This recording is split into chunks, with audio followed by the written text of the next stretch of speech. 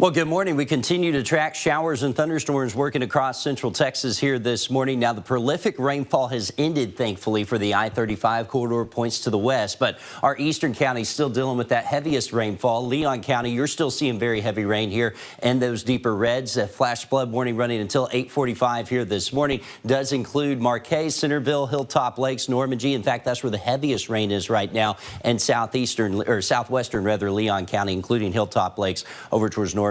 Also a flash flood warning for Robertson County here through 7:30 this morning, and a flood advisory that has been posted here for parts of the Brazos Valley, including Bryan College Station up through Beedias and Madisonville. That until 9 a.m. due to heavy rain there. Flash flood warning continues for Milam County here till 8:45 this morning. Does include Cameron and Rockdale, or rather Cameron, not Rockdale. Heavy rain continuing to fall there. And we've had the flash flood warnings that were in place for parts of Waco Temple Clean that have been dropped, thankfully. Freestone, Limestone, Navarro County, you're under a flash flood warning through 7 a.m. this morning as well. We also lost the flash flood warnings that were in place for areas west of I-35, which is good news. Still some lingering shower activity building here across Crawford and McGregor. That may clip those of you in Waco, Woodway, and Hewitt, but should not be prolific like what we saw. And our 25 storm wrangler, it's actually not in Belmead. It's up here in El Mott right now. Our meteorologist Caleb Chevalier is in it. He's been watching the roads. He's been investigating some spots that did receive some flooding. And Caleb, what have you found this morning, and where are y'all? Go left at this.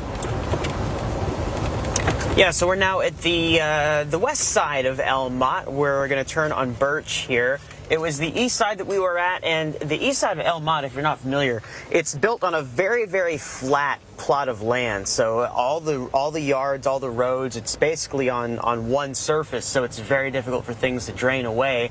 Thankfully, it looks like the yards had finally improved, people's yards out there, but the creeks and drainage ditches still very swollen there in that side of town. It's a kind of a similar story from what we're seeing here on the west side. Certainly the creeks are looking like they've got a lot of water, but fortunately the yards are not an issue. The people's property are looking pretty good. We'll take a left and go back up here on Old Dallas.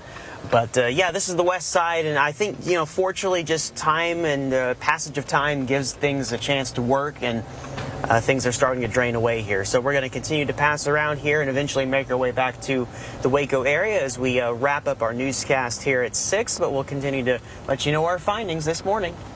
Yeah, big thanks to Caleb for being out there this morning. One reason we sent him to the El Mott area here over the last few minutes is because of the heavy rain they saw overnight. Look at some of these rainfall totals. El Mott's right here, basically under the bullseye, 6 to 7 inches of rain in the last 24 hours. We also had a tornado reported near Golson with that same storm last night. That is why we are watching the waters try to recede there over parts of McLennan County. That was one bullseye we had. Another one was out here in Coryell County. That led to the Cowhouse Creek near Pigcoke rising about 16 feet in 55 minutes. Look at the 7 to 8 inch rainfall that happened there in Coryell County. Another bullseye here between Rosebud, Bremont, Calvert, and Cameron. So that's going to lead to the Brazos River and the Little River being pretty stacked here. Flood watch does continue through 7 o'clock tonight. We have multiple river flood warnings in effect. I mentioned that Cowhouse Creek. That's going to see flooding as well as moderate flooding on the Leon River in Gatesville. We also have a flood warning for the Brazos River running through Waco at this time. That is going to lead to the Cameron Park trails being flooded, as well as some of those sidewalks. So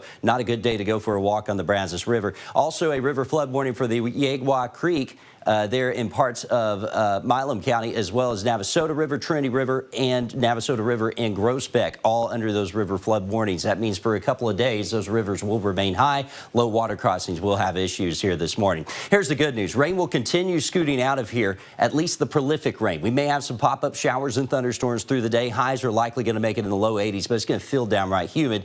Will not be prolific like what we saw overnight. Fog may develop in the morning, and then tomorrow we'll burn that off. Temperatures likely in the low 90s, maybe some isolated showers and storms, but nothing prolific by any means. And remember, those low 90s will feel quite hot with the humidity still holding on. That humidity holds on into your Father's Day weekend. Maybe some small chances of storms Saturday and Sunday. Then we'll clear all that out. Temperatures likely making it back in the mid-90s. And in the Brazos Valley, more of the same. 90% chance of rain today, but rain chances tapering off into next week, allowing us to let the waters recede.